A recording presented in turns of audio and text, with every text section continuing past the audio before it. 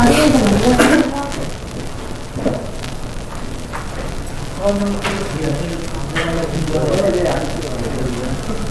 오늘 많이 먹죠? 끄주세요. 요즘에 고생하셨고요. 저 에어컨만 안 쓰니까. 이렇게 빡빡. 첫 번째 작품부터 하는 건데요. 김성원님께서 하실 건데, 자기 모델부터 하시겠다고 하시거든요.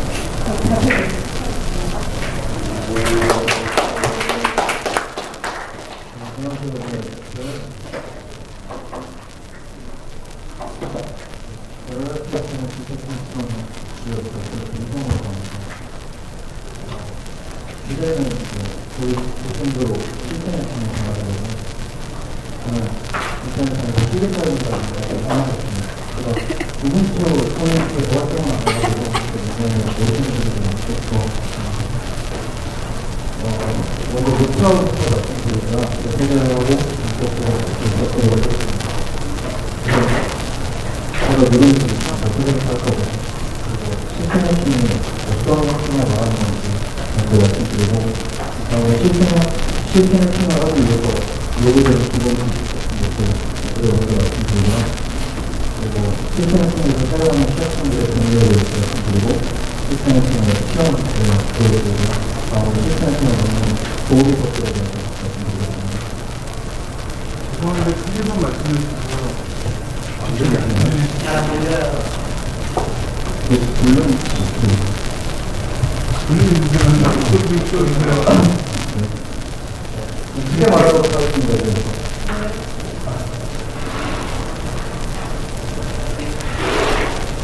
소금부터 말씀드리고 가도록 하겠습니다. 먼저 저는 태어나고 있는 강경훈 학교 1학년에 있었는데 페이스북 이번에 가지고 실패를 제안하고 카카오톡 관련 리버를 제안하고 있고 리버리시라는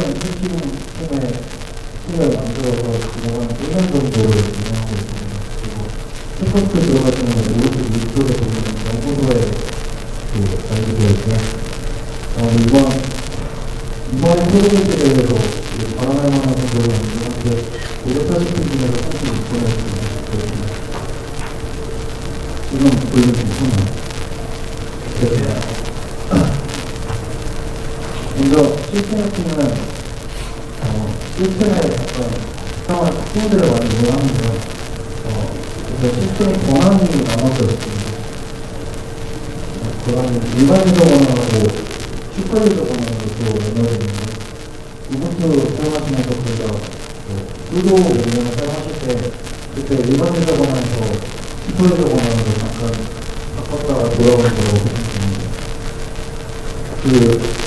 이 슈퍼유저로 변환이 되어있을 때, 고객님께 어떤 영향을 미칠 수 있는 코드를 사용하게 되면 그 시스템을 장악하는 거거든요. 그리고 취업자 같은 경우에는 프로그램이나 운영 시스템 자체에 있는 버그들을 사용하는데요. 버그들 중에서는 취업자는 될 수 있는 게 있고, 안 될 수 있는 게 있습니다. 그러면 문제를 좀 더 자세히 설명드리고요. 그리고 시스템을 해킹하게 되면은 일반 유저 권한에서는 상당히 권한이 제약되어 있는데 슈퍼유저 권한이라는 것은 컴퓨터의 관리자 권한으로 컴퓨터가 운영체제가 제공하는 거의 모든 기능을 사용할 수 있는 것이 관리자 권한입니다. 그리고 관리자 권한도 완전히 다 이용할 수 있는 건 아니고요. 관리자 권한도 제약되어 있는 것까지 있습니다. 그래서 관리자 권한을 실천행으로 장악을 하게 되면 그 다음으로 보통 백도어를 썼게 되는데요. 백도어는 많이 들어보셨을 것 같아요. 백도어 같은 경우는 이제 시스템을 장악했을 때 그거를 나중에도 시스템을 사용하기 위해서는 나중에 백도어 같은 게 없다고 하면 나중에도 또 다시 해킹을 해야 되거든요. 환경이 또 달라질 수가 있어서 이게 쉬운 게 아니기 때문에 한번 해킹을 성공하게 되면 그 시스템을 백도어를 쓰게 됩니다. 백도어가 요구하는 대로 그 시스템을 접속을 하게 되면 접속하자마자 슈퍼유저 권한으로 명령을 내릴 수 있는 그게 백도어입니다. 그리고 노트픽이라는 게 있는데, 노트픽 같은 경우에는 이제 시스템, 백도어는 따지고 보면 다른 서버로 볼 수가 있거든요. 그 서버로 접속을 하면 바로 슈퍼유저를 전환을 주는 그런 서버라고 보시면 되는데, 노트픽 같은 경우에는 커널 모듈이라는 걸 사용합니다. 윈도우즈는 저는 잘 모르겠는데 리눅스 같은 경우에는 커널이라는 한 프로그램에다가 모듈을 추가시킬 수가 있거든요. 그래서 커널 모듈 형식으로 백도어를 작성을 하면은 바로 시설을 가능할 수가 있고, 루트 같은 경우에는 첨지가 없어요. 이게 예를 들어서 운영체제가 어떤 성구를 사용해서 파일 시스템이 있는 파일 리눅스를 알아보려 할 때, 루트에서는 커널 모듈 간에서 시스템 코드를 핵심화해가지고요. 파일 목록을 알아보려고 할 때, 그 목록에서 자신을 빠르게 요청을 해줄 수가 있습니다. 루트 같은 경우는 조금 더 복잡하게 되어 있고요. 참고하기가 좀 더 어렵습니다. 그래서 아바스트 레싱 같은 경우에 보시면 오픈할 때 검사할 수 있는데, 루트 같은 경우에는 시스템이 작동 중에는 탐정이가 힘들죠. 아바스트처럼 루트 시에 검사를 함으로써 루트 작동하지 않을 때 루트를 감지함으로써 탐지를 합니다. 그래서 이제 시스템 해킹 중에서 버퍼 오버플로우라는 것에 대해서 지금 주로 설명을 드릴 거라서 버퍼 오버플로우에 대한 기본 지식부터 설명을 드리겠습니다. 먼저 버퍼 오버플로우 역사로 우선 1970년에 버퍼 오버플로우라는 버그에 대해서 공개적으로 공개가 됐습니다. 이건 컴퓨터 과학기술 연구하는 어떤 프로젝트에서 1970년에 대중에게 공개를 했고요. 연구를 해서. 근데 그때 당시에 발표를 했을 때는 아무래도 아는 사람만 아는 그런 버그였습니다. 이게 취약점이라고 그러는 사람들도 그런 없었어요. 그래서 버퍼 오버플로우를 이용해서 시스템을 장악하는 방법에 대한 연구가 많이 이루어지지 않았는데, 점점 80년대 들어서서 PC가 보급되기 시작하면서 버퍼 오버플로우 접하는 사람들도 늘어나고 공부하는 사람들도 늘어나면서 점점 버퍼 오버플로우 연구가 가속되기 시작합니다. 그러다가 이제 로버트 모리스라는 그래커가 88년쯤에 1983년에 모리스온이라는 거를 개발시켜서 그때 당시에 얘가 RSH, RST 이런 프로그램들에 보면 버퍼 오버플로우 취약점을 비교를 했습니다. 그래서 이때 당시에 리눅스 시스템의 큰 리눅스 시스템들이 유통해서 가능했었고, 이때 이후로 대학교나 커뮤니티 중에서 서비스를 생산하는 계기가 됩니다. 모리스온은 그때 당시에 3년 정도 진행을 받았고요. 부친하면서 사회에 붙여서 있었습니다. 다음으로 본격적으로 버퍼 오버플로우가 활성화되기 시작한 건 1997년에 알렌톤이라는 세계적인 해커가 프레이라는 보안 잡지에 플래시를 세트 소음 프로젝트라는 문서를 기록을 하면서 많은 해커들이 버퍼 오버플로우를 접하게 되고 버퍼 오버플로우를 연구하는 사람들이 늘어났습니다.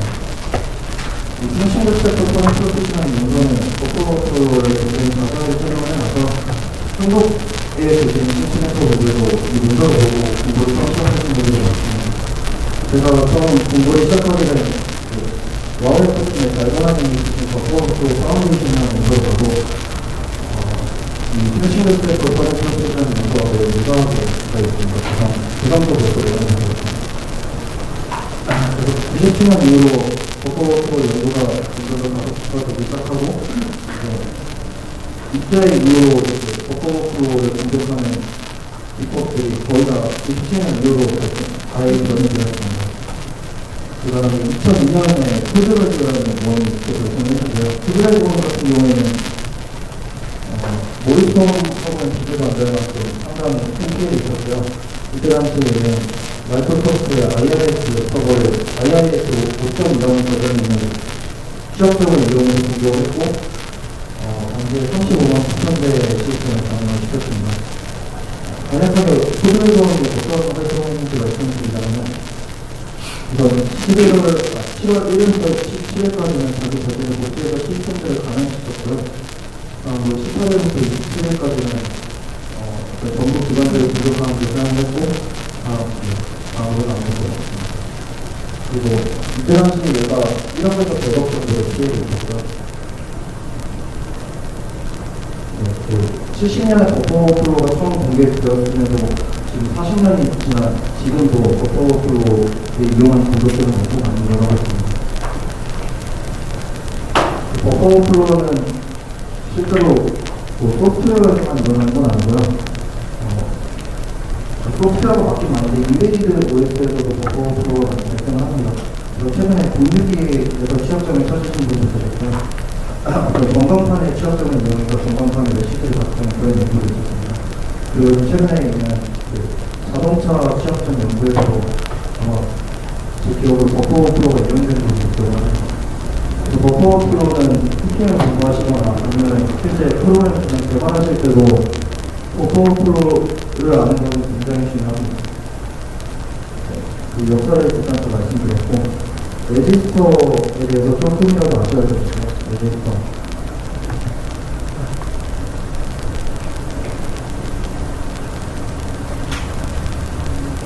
레지스터를 관해서 제가 사실 도움 자료를 좀 준비하려고 했는데 시간이 아까 부족해서 도움 자료를 못 만들었고 그냥 바로 보여드리겠습니다. 우선 레지스터는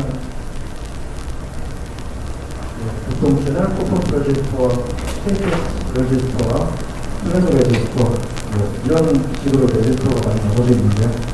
그 중에서도 버퍼 프로를 공부할 때 가장 기본이 되는 레지스터는 제너럴 퍼포먼스 레지스터입니다. 제너럴 퍼포먼스 레지스터가 9개가 있는데 그 9개를 간단히 하나하나 살펴보겠습니다.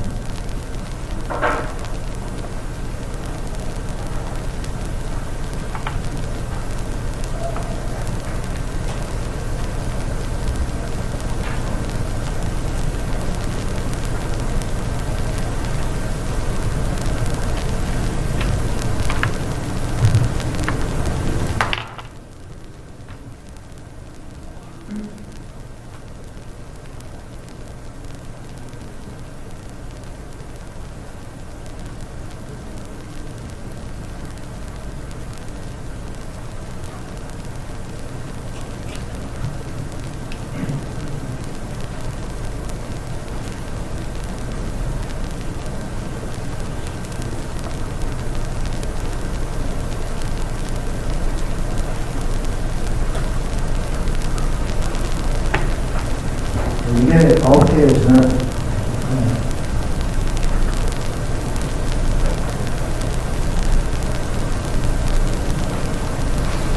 이렇게 9개의 제너럴 퍼포먼스 레지스터가 있습니다. 우선 ENX 레지스터 같은 경우에는 계산을 하고요.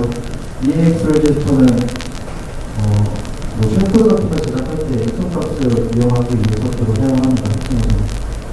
ENX 같은 경우는 함대 액션 값을 전달하기 위해 사용을 하거나 주로 계산 기능에 사용을 하는 레지스터입니다. 그리고 EBX 레지스터 같은 경우에는 데이터 레지스터라고 해서 주로 어떤 데이터를 전달할 때 데이터의 촉수소를 넘겨주는 역할을 하고요. CX 레지스터는 카운트 레지스터라고 해서 어떤 프로그램에서 루프를 줄 때 보통 일반 프로그램에서 인트 i하고 폴몬을 사용해서 그런 루프를 주는 걸 말하는 건 아니고요. 그 어셈블리어 중에서도 자체적으로 루프를 도는 명령들이 있습니다. 그 명령들을 볼 때 ECX 레지스터를 주로 사용합니다. 그리고 EDX 레지스터는 EADX 레지스터랑 같이 계산에 사용이 되는데요. EDX 레지스터 같은 경우에는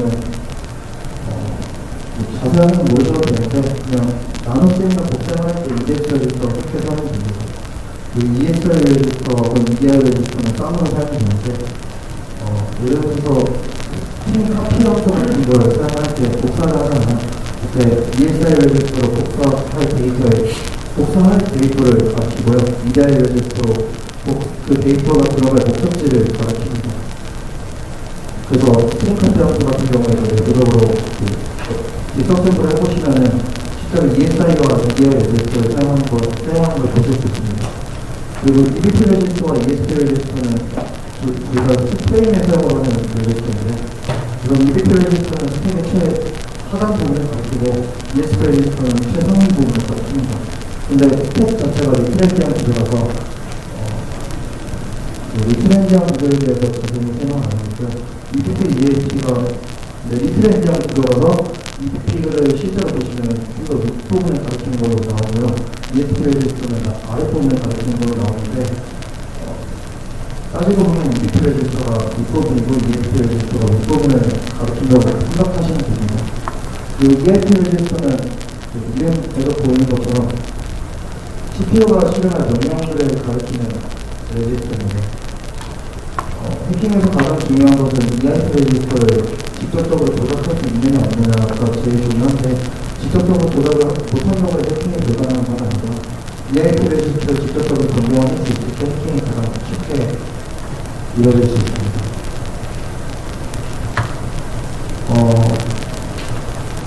일단 지금 베이직 노리지 파트가 좀 지루한 파트예요.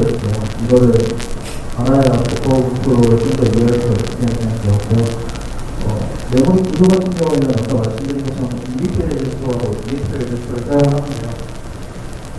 이거 혹시 파티보드 그냥 보이시나요?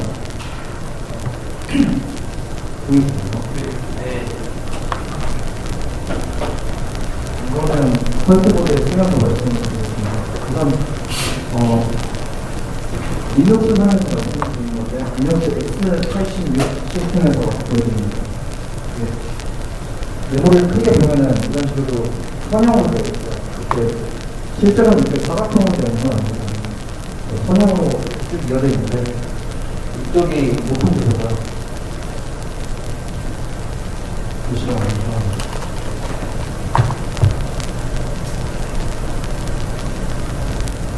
이쪽이 그 바이너리가 오픈이 되는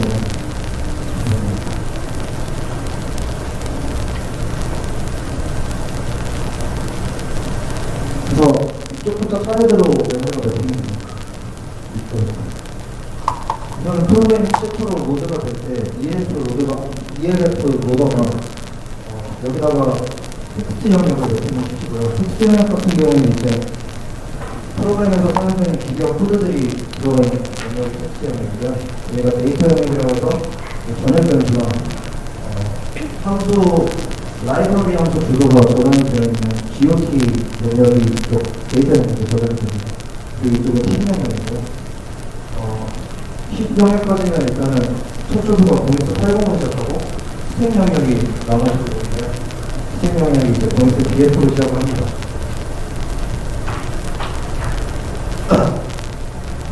사실 이렇게 메모리가 네 가지로 좀 단순하게 이루어져 있지는 않고요. 주변에 그 사이사이에 BSS 영역이나 뭐 PLT 영역이나 이런 것들이 남겨 있는데 크게 나눌 때는 텍스트, 데이터, 힙, 스택 이렇게 나눕니다.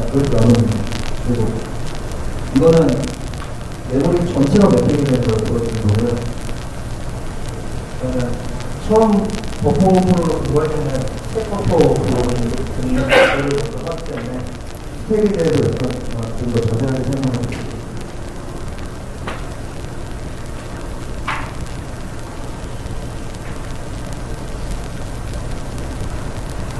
생명력도 이렇게 메모로 보여드리고 있고요. 여기 부분에 EBP가 가르치고 있습니다. 이걸 스택 프레임이라고 하죠. 그리고 여기는 ESP가 가르치고요.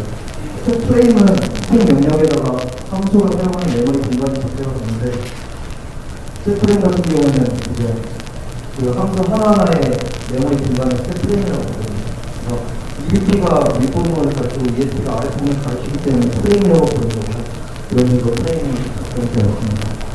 그리고 그래서 이 스택 프레임 같은 경우는 지역 변수나 뭐 변수 이런 것들이 되고요. 그 중에서도 가장 중요한 거는 이쪽 영역에 그 스택 프레임 약간 바깥 영역에 여기에 SFP라는 것이 적재가 되고요. 여기에 리턴 어드레스가 적재가 됩니다. SFP 같은 경우는 세이프티 프레임 포인터에 적재가 됩니다.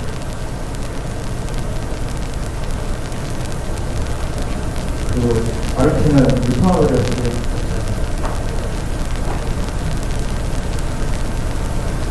SFP 같은 경우에는 해킹할 때 많이는 사용이 안 되는데 SFP 그 부분을 사용하는 해킹 기법도 있습니다.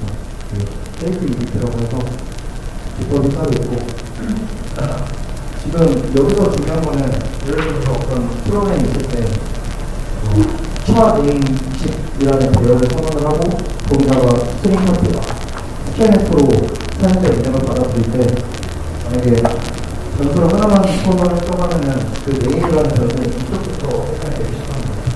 그래서 이 데이터가 올라가면서 데이터가 입력이 되면서 처음 입력된 데이터가 여기로 오고요. 마지막으로 입력된 데이터가 쭉 올라가요. 그리고 이 메모리가 직접적으로 인터넷 어드레스를 이 메모리 공간이 있잖아요. 이게 20바이트거든요. 차 A 20을 하고 있기 때문에 차량 데이터가 하나가 1바이트이기 때문에 대화를 주로 20개를 선언해 주게 되면 20바이트의 메모리 공간이 할당이 됩니다. 그래서 이 데이터가 들어갈 공간이 20바이트인데 만약에 유저가 입력한 값이 40바이트가 되어버리면 그거를 운영체제가 막아주면 좋을 것 같은데 운영체제가 이걸 막아주지는 않습니다. 그래서 40바이트를 넣어주게 되면 이렇게 넣어준 값만큼 다 버퍼 씌워져 있습니다. 메모리 공간이. 그래서 이 리턴 어드레스를 버퍼 씌우게 되면은 아까 말씀드렸던 EIP라는 레지스터를 직접적으로 바꿀 수 있는 값이 리턴 어드레스라는 값이거든요. 그래서 만약에 그 입력을 받을 때 STR, CPY 이런 식으로 그 입력 받을 바이트 스토리 정하는 함수를 사용하면은 여기까지만 딱 입력을 받고 끝낼 수가 있는데 스트링 값이나 대처 함수나 스트링 함수 같이 입력 값에 대한 검증을 시행하지 않는 함수들은 유저가 입력을 많이 하게 되면 여기까지 쭉 복사 씌워서 EIP라는 레지스터를 우리가 원하는 것을 변조를 할 수가 있게 됩니다. 그래서 메모리 구조를 간단히 설명을 드렸고요. 해킹에서 가장 중요한 건 유저가 제어하는 입력값을 어떻게 잘 트레이스하고 어떻게 찾아내냐가 가장 중요합니다. 실제로 버그를 찾아내서. 그래서 퍼널 영역에서도 취약점이 발생되는 게 예를 들어서 IOCTL 같은 걸 사용할 때 IOCTL을 인자로 유효하지 않은 데이터를 넣어주게 되면 IOCTL에 있는 것도 결국 프로그램이 전달해주는 입력값이기 때문에 유저제어 입력값이라고 할 수가 있고요. 그걸 프로그래밍 할 수가 있기 때문에 이 유저제어 입력값을 제대로 해결하지 않는 것에서 발생을 합니다. 취약점 대부분. 그렇다고 뭐 프로그램 버그 자체가 유저제어 입력값이 예상하면 발생하는 건 아니고 프로그램 자체에서 어떤 처리를 잘못해서 이런 식으로 취약점이 나는 경우가 발생을 합니다. 한 예로 하나 보여드릴게요. 유저제어 입력값 없이 버퍼 프로그램. 프로그램 개발하실 때 많이 보셨을 것 같아요.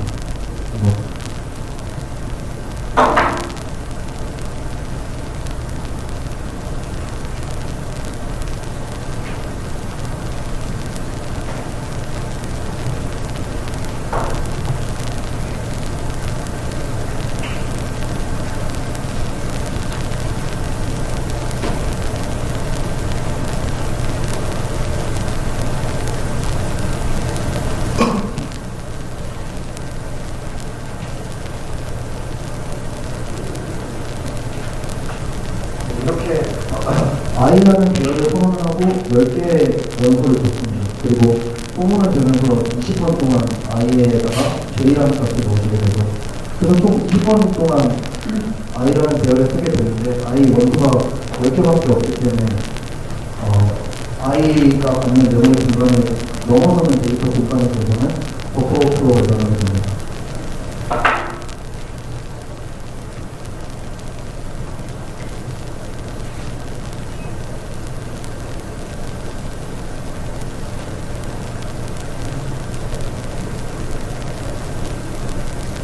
개인의 경험과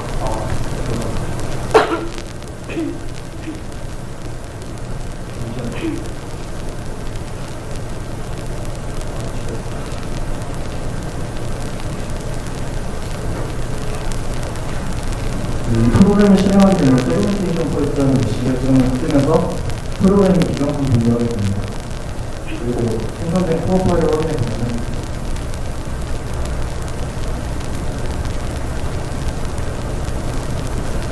EIP라는 레지스터로 확인해봤을 때 아까 I가 갖는 메모리 공간이 10개밖에 없었는데 거기다 데이터를 20개를 넣어주게 되면서 11번째 데이터를 넣었을 때 EIP 레지스터가 변조가 됐습니다.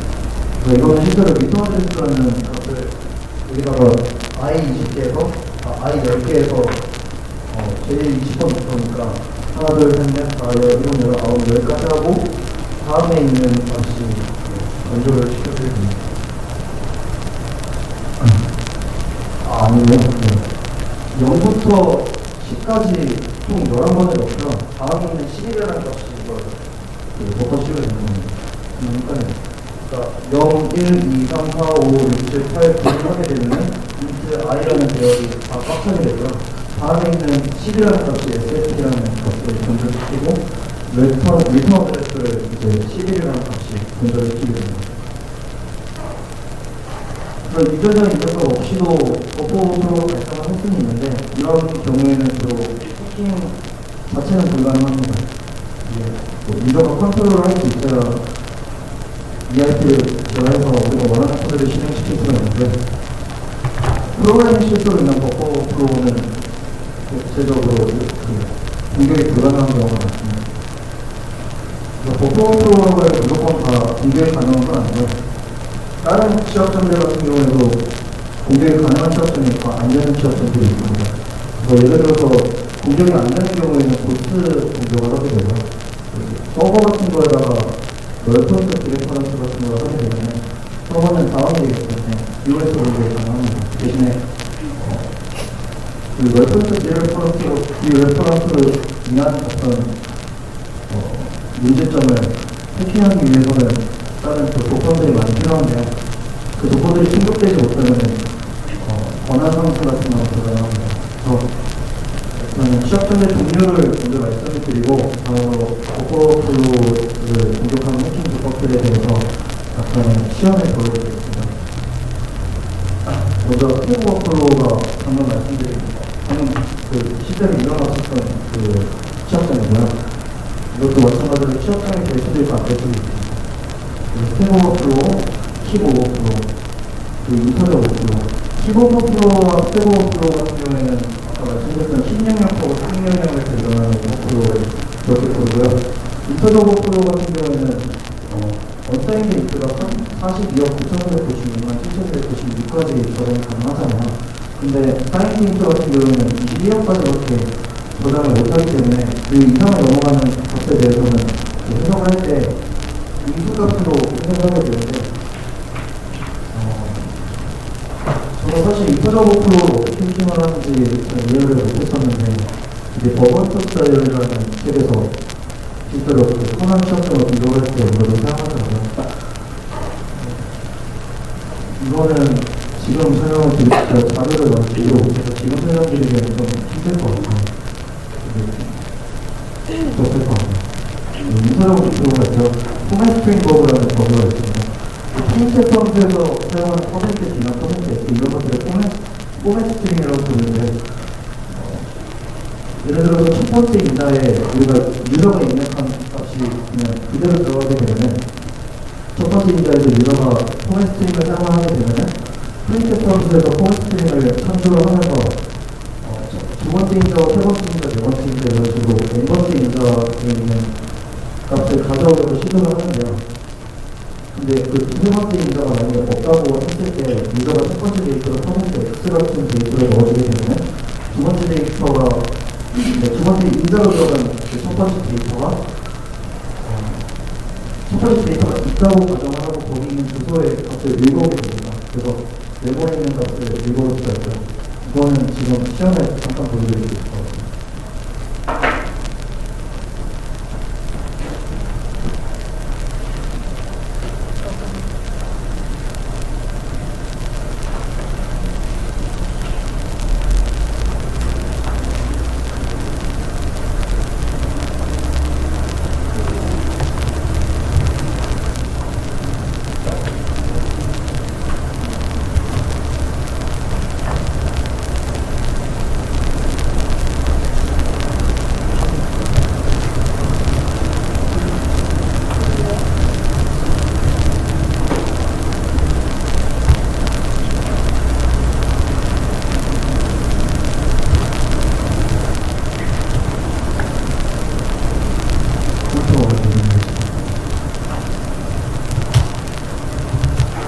아까 말씀드린 것처럼 ARCP1이라는 유저 데이터가 프린트 파운트의 첫 번째 인저로 바로 전달이 되는데 이런 경우에 프린트 파운트에서 만약에 ARCP1에 포맷 스트링이 들어가 있다면 그 포맷 스트링을 해석하는 과정에서 두 번째 인자와 세 번째 인자의 시설이 같이 있다고 가정을 한 상태에서 데이터를 좀 읽어보게 됩니다.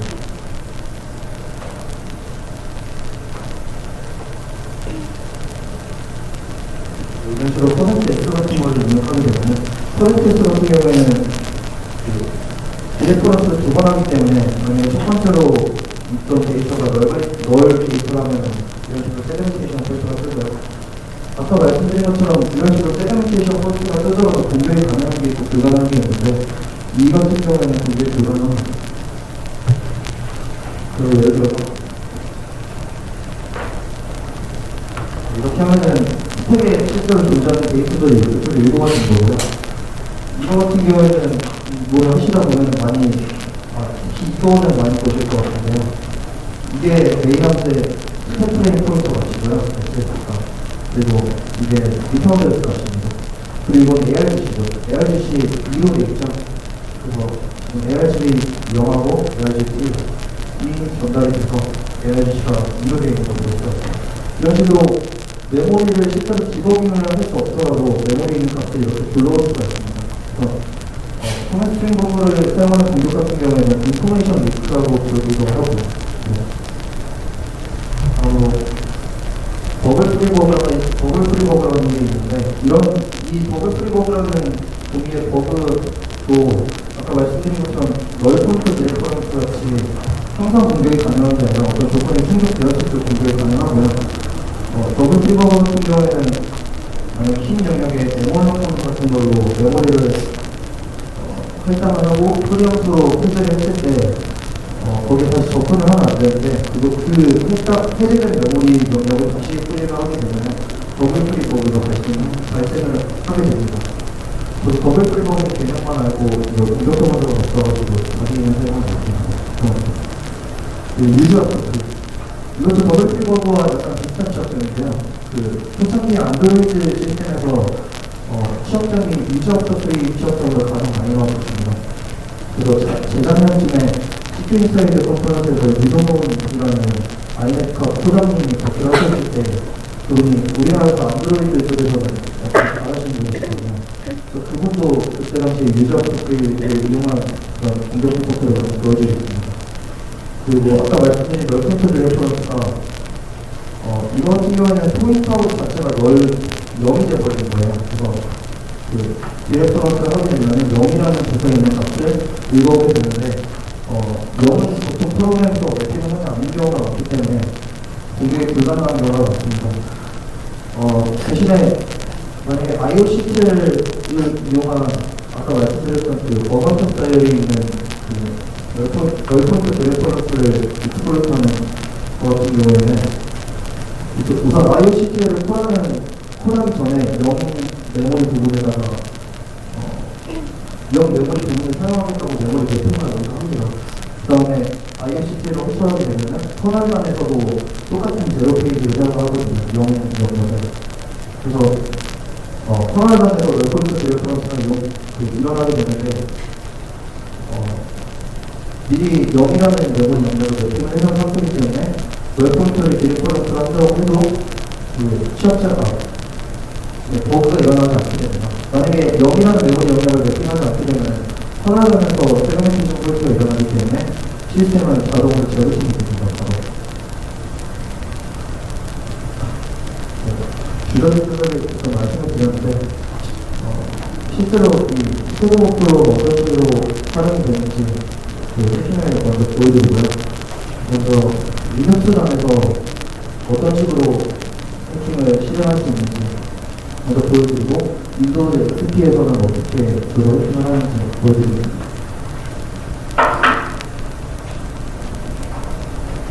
우선 이거는 버퍼 프로를 할 때 메모리 영역이 두 개가 있는데요. 인풋 버퍼에다가 사용자가 입력을 하게 되고요. 저스 버퍼는 그냥 입력 같은 건 안 해도 없이 인풋 버퍼 다음에 위치하게 됩니다. 인풋 버퍼가 그래서 여기까지 이렇게 매핑이 되고요. 저스 버퍼는 그 다음에 있는 메모리 영역이 매핑이 됩니다. 그래서 만약에 인풋 버퍼에다가 데이터를 많이 넣게 될 경우에는 인풋 버퍼가 지금 32바이트가 있거든요. 그래서 데이터를 넣다가 32바이트까지는 아무 일도 일어나지 않는데요. 그 32바이트를 넘는 카테고리에서는 이제 이 데이터가 쭉 올라가면서 저 버퍼가 명령을 받게 됩니다. 실제로 넣어보게 되면 지금까지 인풋 버퍼에만 데이터를 입력하고 있어요. 그 32바이트까지 채웠을 때 한 바이트를 더 넣어주게 되면 그래서 저 버퍼가 버퍼 채워지게 됩니다. 실제로 제가 뭐 이러면서 저 버퍼에다가 좀 값을 넣어주는 건 아니고요. 실제로 저 버퍼에는 아무것도 하지 않았는데 인풋 버퍼가 오버플로우가 되면서 값이 버퍼 채워지게 되는 겁니다. 이게 버퍼 오버플로우의 개념이고요. 소스를 혹시 관심 있으신 분들은 보여드릴게요.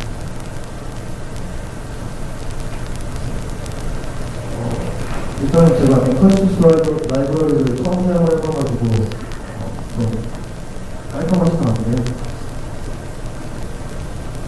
우선 while 부분을 보시게 되면 이게 버퍼 오버플로우 이벤트라는 변화를 보여드리고요. 다음에 인풋 버퍼, 저스트 버퍼 인풋 버퍼 출력하는 부분이 있고요. 저스트 버퍼 출력하는 부분이 있습니다. 그리고 그 데이터를 넣어주는 부분은 여기입니다. 실제로 캡처 버퍼라는 곳에다가 이게 한 바이트씩 읽어오기 때문에 이런 식으로 했고요. 한 바이트를 개치 함수로 읽어와서 그거를 그 한 바이트 인풋 버퍼에다가 넣어주게 됩니다. 실제로 저스트 버퍼에다가 어떤 데이터를 넣어주는 그런 루틴은 하나도 없고요. 단순히 인풋 버퍼가 오버플로우가 되고는 저스트 버퍼가 저스트 버퍼의 값이 들어가게 되는 게 버퍼 오버플로우입니다. 그래서 이거를 좀 더 자세하게 그 점프 코드를 이용해서 보여드리겠습니다. 이거 같은 경우에는 인풋 버퍼와 저스트 버퍼에 각각 32바이트씩을 출력해 주는 건데요. 아니요, 64바이트네요. 이게 BFF 28이 있는 줄, 2줄까지가 인풋 버퍼가 되는 줄이고요. 2줄부터가 저스트 버퍼입니다. 그래서 2줄하고 2줄은 같다고 보시면 돼요. 이 인풋 버퍼의 세 번째 줄과 저스트 버퍼의 첫 번째 줄은 같습니다. 같은 영향을 가지고 있습니다. 그래서 아까처럼 이렇게 데이터를 넣어주게 되면 이제 이렇게 32바이트까지는 뭐 아무런 문제가 없는데요. 네, 지금까지는 저스트 버퍼에 아무런 값도 들어가지 않았습니다.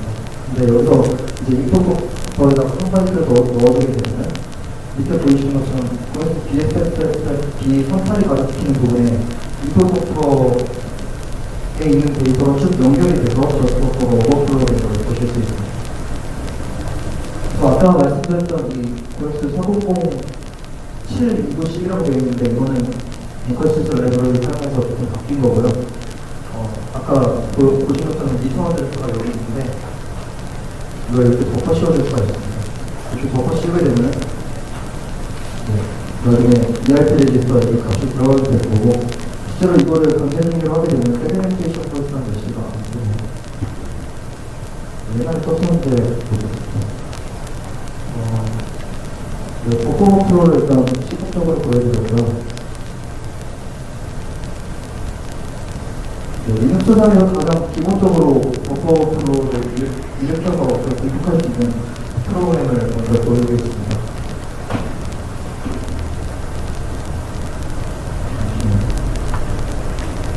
발표 3시까지 하는 거 같아요. 시간 지난 거 같아요. 중요한 거 그냥 다 보여주시면 됩니다. 좀 빨리 하겠습니다. 불정시라는 프로그램을 보시면은 메인하우스를 인텔 ARGB ARGB로 선언을 했었고요. 그래서 ARGB를 사용할 거기 때문에 ARGB를 유저로 사용해줬고 버프라는 차용 배열 변수를 256파이트를 선언해 줬는데 아까 말씀드린 것처럼 차라는 데이터형은 캐릭터형 데이터형은 1바이트씩 6개 됩니다. 그래서 256바이트만큼의 데이터 파악을 갖게 되고요. 근데 이 스트링 카피 함수 같은 경우가 복사를 할 때 경계검사를 하지 않는 되고요. 경계검사는 어떤 데이터를 복사할 때 그 데이터가 가는 양만큼의 데이터를 그냥 다 복사해버리는 겁니다. 그 데이터가 들어갈 공간이 어느 정도인지 고려를 하지 않고 그냥 데이터 공간이 아무리 한 5바이트 정도여도 데이터가 만약에 10바이트면 10바이트를 다 넣어주게 되는 그게 경계검사를 하지 않는 함수라고 합니다. 그래서 버퍼 오버플로우 시험점을 찾으실 때는 주로 경계검사를 하지 않는 함수를 이걸 찾게 되실 거고요.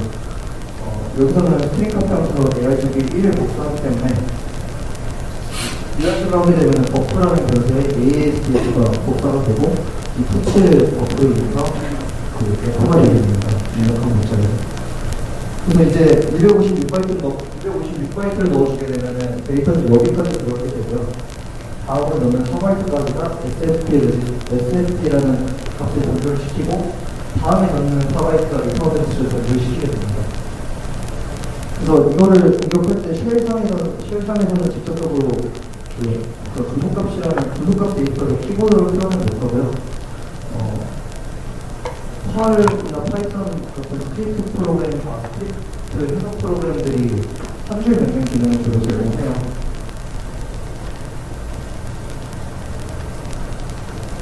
이런 식으로 펄을 한 줄로 바로 실행을 할 수 있는데, 주로 처음 공부를 할 때는 이 기능을 주로 사용을 하는데요. 여기서는 그냥 바로 익스플로이트를 작성해 보도록 하겠습니다.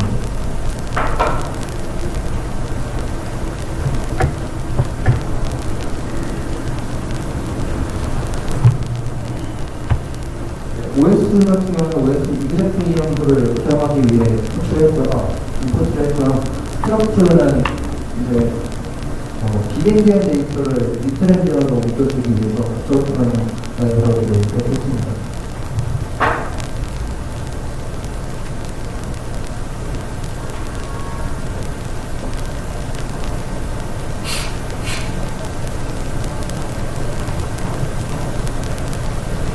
이렇게 파견을 연결해주고 넣어줄 데이터를 구성을 해보겠습니다. 그래서 우선은 A를 아까 말씀드렸다시피 256바이트를 넣게 되면 여기까지가 메시가 되고요. 여기까지 데이터가 써지게 되고요. 다음 4바이트가 여기, 다음 4바이트가 여기이기 때문에 리터넌스까지 도달하기 위해서는 260바이트만큼의 어떤 데이터가 필요합니다. 그 다음으로 리터넌스를 써줄 수가 있고.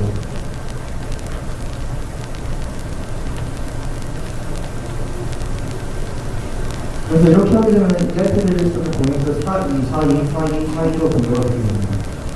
한번 익스플로이트를 해보겠습니다.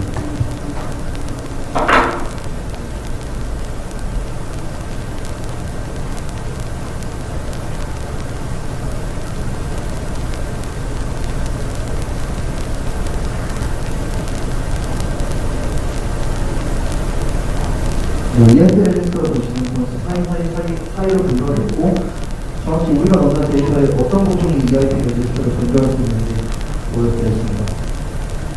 이거를 실제로 익스플로이트하기 위해서는 쉘코드라는 기계와 코드가 필요한데요. 지금 시간이 너무 없어가지고 그걸 어떻게 만드는지 보여드리지 않고요. 바로 사용을 하겠습니다.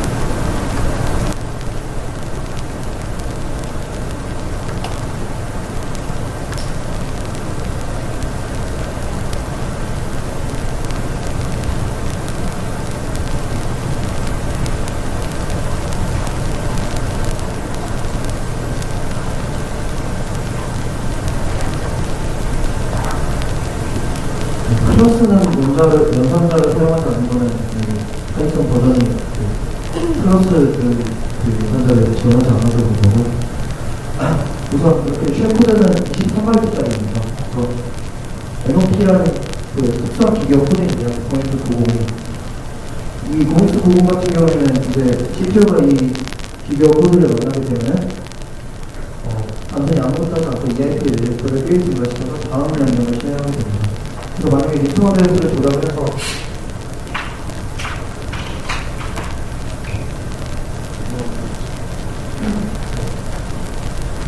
이렇게 메모리가 쭉 있을 때 이쪽이 램버 부분이고요. 얘가 버퍼의 시작 부분이라고 하면은 구멍이 이렇게 쭉 들어가는 거 보시면 됩니다. 구멍이 여기까지 들어가고요. 중간에 쉘코드가 넣어주는 거예요. 그래서 ERP 레지스트를 변조를 시켜가지고 무슨 보너스 구멍에 중간 부분에 이렇게 넣어주게 되면은 보너스 구멍을 CPU가 만나면서 그 ERP를 계속 증가시키면서 쉘코드를 만날 때까지 ERP를 계속 증가시키다가 쉘코드를 만나게 되면은 쉘코드에 있는 기계 코드가 하는 역할을 수행하게 됩니다. 그래서 이런 식으로 코드를 인젝션해서 CPU가 우리가 원하는 코드를 CPU가 실행하게 하는 것이 해킹을 하는 것의 주된 목표고요. 우선은 리턴 어드레스 보면 건스 파일로 해놓고 공격을 다시 해보면은 리턴 어드레스는 우선 EIP 레지스트는 건스 파일로 분석되어 있고요. 메모리 영역을 살펴보면은 쉘코드가 있고 그 쉘코드 쪽으로 리턴 어드레스를 변조를 시켰으면은 CPU가 쉘코드를 실행하게 됐습니다.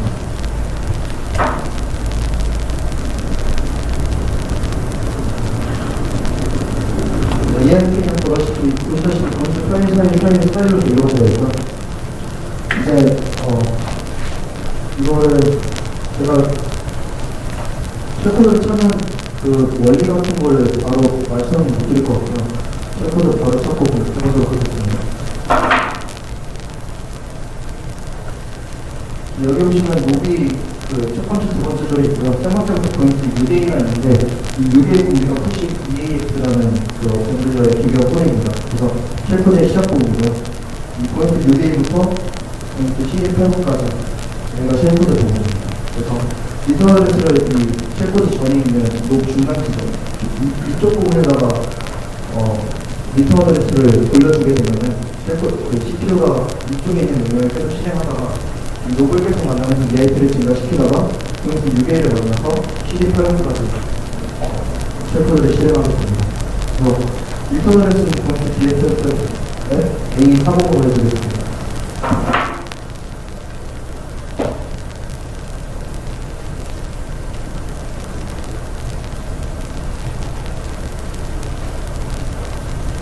네, 이런 식으로 아까처럼 세그멘테이션 컷이라는 메시지를 쓰지 않고 빈 SH를 실행한 것을 보시고 있습니다. SH가 실행되어 있습니다. 이런 게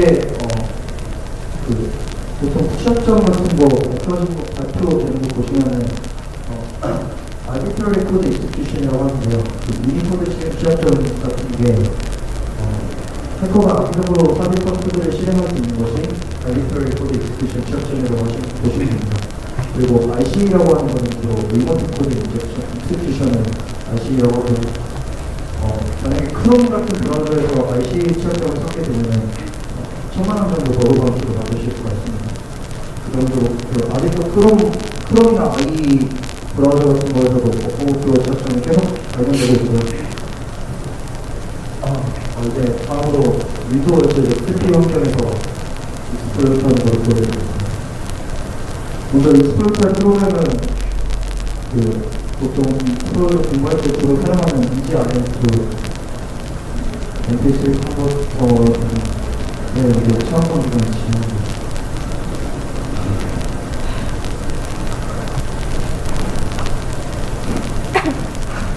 이거 시험판이 몰랐는데.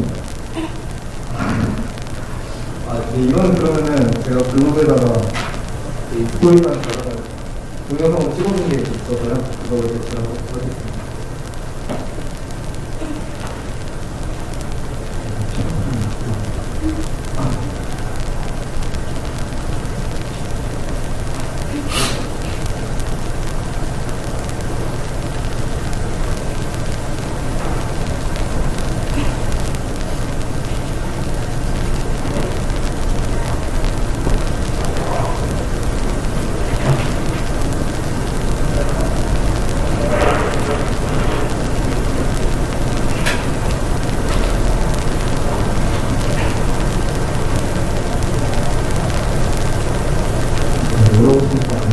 EGRM2 MP3 컨버터 익스플로이트라고 되어 있습니다. 그리고 이제 아이들이라는 파이썬 IDE를 실행시키고요.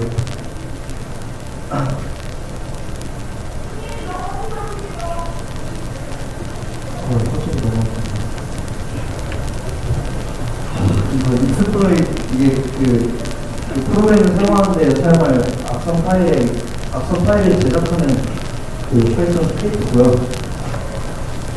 여기 같은 경우에는 정품 ESP라는 기법을 사용을 했습니다.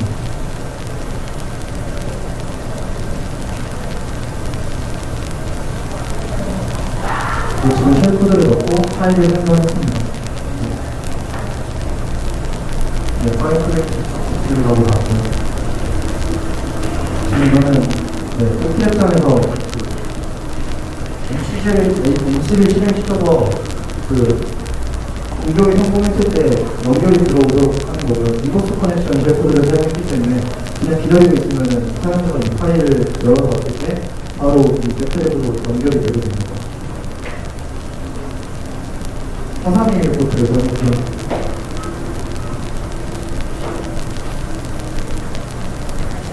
EGRF API 컨버터 프로그램을 실행시켰습니다. 그리고 유저 인터랙션까지 실행시키는 거고요. 프로그램이 떴고, 이 크래시.m3u 파일을 실행시키게 되면은 이제 이거를 아디록을 조작을 해준 파일인데, 이 파일을 하는 기능은 아까 보여드린 팩트랙으로 리버스 커넥션을 시도하는 그런 팩트가 들어가지고 EIT를 거꾸로 연결을 시키는 그런 파일입니다. 그래서 이렇게 실행을 하게 되면은 방금 문제가 없는 상태로 들어가집니다. 그리고 팩트랙에서 보시면은 윈도우즈 XP 쉘이 이렇게 통보를 보실 수 있습니다. 그래서 이 XP에서 지금 팩트랙을 연결을 시도하도록 쉘코드를 해서 쉘코드를 만들어서 거기다가 파일에다가 넣어줘서 이제 RF MP3 컨버터 프로그램이 M3U 파일을 불러오는 과정에서 버퍼오버플로우 시스템이 존재하기 때문에 이런 식으로 EIT 레지스터를 건조를 시켜서 원하는 쉘코드를 실행시킬 수가 있습니다. 그래서 여기서는 그냥 아무런 명령이나 사용 가능하고요. 이런 식으로 DIR 명령도 되고 IP 컨택을 만들어줍니다.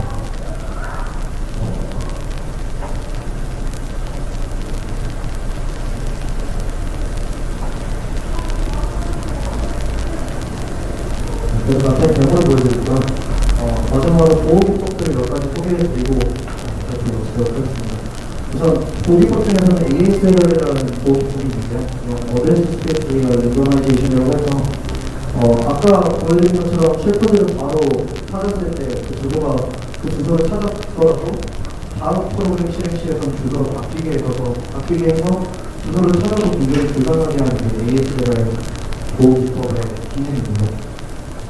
이번 같은 경우에는 바로 쉘코드로 리턴하는 게 힘들게 만들었어요. 그래서 점핑 게이트나 폴 레지스터 같은 그런 특정 기법들이 관련되었습니다.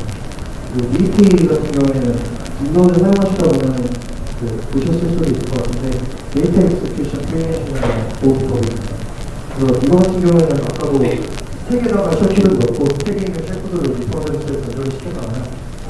근데 이 스택에서 실행 권한을 떼버려서 쉘코드를 실제로 EIT에서 가르치게 되더라도 CPU가 실행을 못하게 하는 게 DEP라는 보호기법입니다. 아키아워 같은 경우는 이제 메모리 공간을 매칭을 하는데 맨 1000MB나 공공을 넣어도 돼서 인풋 데이터가 들어가는 과정에서 공공을 만나서 원하는 데이터가 다 안 들어가게 하는 그런 게 아키아워거든요. SH하고 SHOP 같은 경우는 이제 윈도우즈 환경에서 버퍼오버플로우를 방지하기 위해서 나온 기법인데 SH는 버퍼오버플로우를 방지하기 위해서 나온 기법은 아닙니다. 핸들링 되지 않는 익셉션들을 처리하기 위해서 스트럭처드 익셉션 핸들러라는 게 있습니다.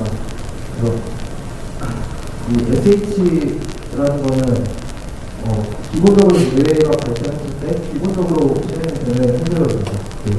따로 실행할 핸들러가 없을 때 SH를 호출하게 됩니다. 이 SH에서 핸들러 함수의 주소가 들어가 있거든요. 그래서 핸들러를 호출할 때 메모리 상에서 있는 핸들러 함수의 주소를 갖고 호출을 하게 되는데 이 함수의 주소를 오버라이팅 하게 되면은 또 우리가 원하는 코드를 실행할 수가 있는 시스템이 있기 때문에 그것도 SH 오버라이트라고 부르고요. SHOP라고 해서 SH 체인을 다 검사를 해서 진행이 끊어졌을 경우에는 프로그램을 비정상적으로 종료시키는 그게 게이트 오버레이트 프로텍션입니다. 그 스펙카드 같은 경우에는 카나리 같이 버프하고 루퍼들 사이에다가 그 값을 넣었고요. 그 값을 프로그램 토지에 넣어주고 그 값이 만약에 프로그램이 끝났을 경우에 그 변수가 있다면 버퍼오버가 일어났다고 판단하셔서 그 코드에 실행을 나오는 그게 스펙카드입니다. 발표는 여기까지고요.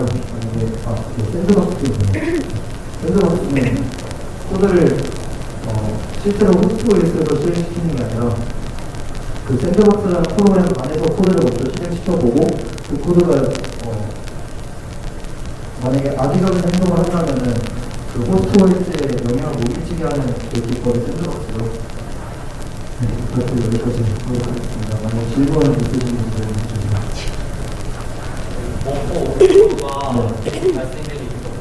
버퍼오버가 계속 발생되는 이유는 X86 시스템이 아직까지 너무 많이 사용되고 있고요.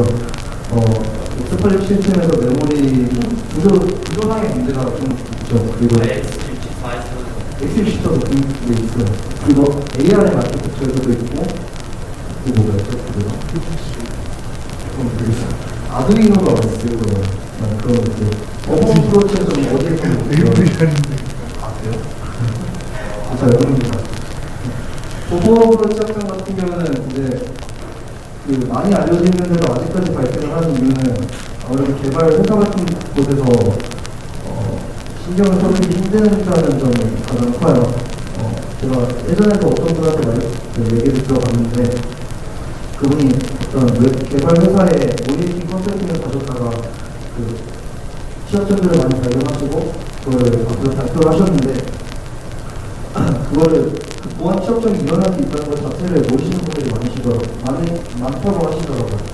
그래서 그거는 개발자분들한테는 어떤 SQL 패처 같은 걸 말씀드리면 다들 잘 이해를 하셔가지고 그게 다 취업전들의 패치가 되게 되는데 그 개발자분들이 보안에 대해 아예 지식이 없는 경우가 많으시기 때문에 애초에 개발 단계부터 보안에 신경을 못 쓰시는 분들이 많으시고요.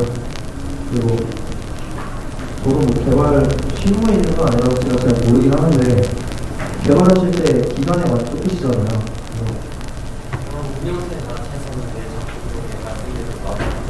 막으려고 하고는 있죠. 그게 아까 말씀드린 그 미티게이션 테크닉스에서도 일단 운영체제에서 저는 보호기법이고요. 이거를 그 보호기법으로 운영하는 게 해커들이 한 거죠. 그 사실 해킹을 완전하게 막을 수 있는 거는 있을 수가 없어요. 있어요. 있어요. 컴퓨터 안 쓰는데요. 네, 그러면 컴퓨터 안 쓰면 해킹 안 나갈 수 있거든요. 지금 끝나는 것 같아요. 질문 없으시죠? 질문 있으시면 아까 그 보여드린 페이스북 주소로 오셔서 메시지 보내주시면 감사하겠습니다. 여기까지 하도록 하겠습니다.